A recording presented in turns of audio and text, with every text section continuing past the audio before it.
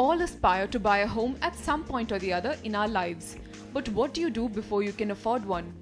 Renting an apartment is the only option in that case. Contacting a broker, zeroing in on a house, drawing up an agreement that suits your needs, sounds too much? Let's simplify the process for you. Firstly, a thorough background check on the property is a must. First, when the licensee is entering into the agreement with the licensor, he should ensure that the licensee is owning the property. It should not happen that he is himself is not owning the property and he is again subletting it. The rent commanded in that area as per the ready reckoner rate should be applicable. That's one. But the market value normally is higher than the ready reckoner rate. So it is advisable that the licensee and licensor look at the standard rates. After you decide on the rent comes the crucial task of drawing up an agreement. Firstly, you must keep pictures of the property when it's being handed over to you and get the homeowner to acknowledge these pictures. Secondly, ensure that the nature of the lease, commencement and duration of the term are clearly specified. Maintaining proof of the deposit money, agreeing on the purpose of the lease, that is whether the property is for residential or commercial use, additional charges for maintenance, security, electricity, water and gas are amongst a few other factors to bear in mind.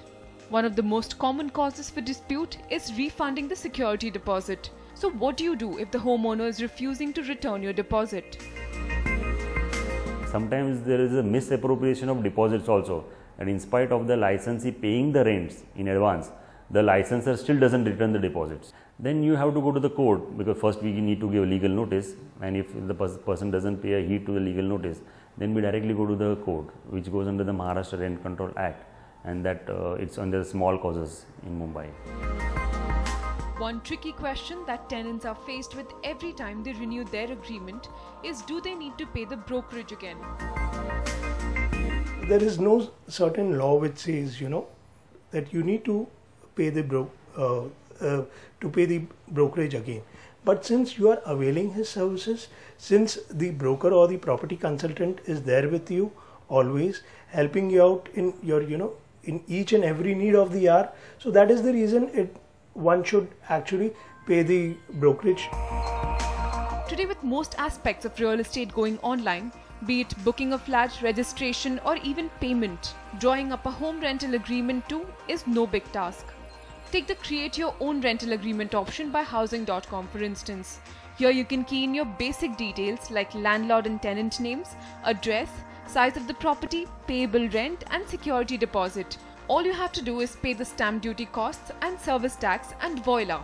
Your agreement arrives at your doorstep within 2 days' time. We've kind of created a comprehensive list of clauses after reviewing over 500 agreements, that these are the typical clauses that come into an agreement. Now, if you're looking to rent an apartment for a short-term basis, then a leave-in license agreement would be the best option for you, as here you can also renew the agreement on a regular basis. However, if it's long-term that you're looking at, then a lease deed would be a better option.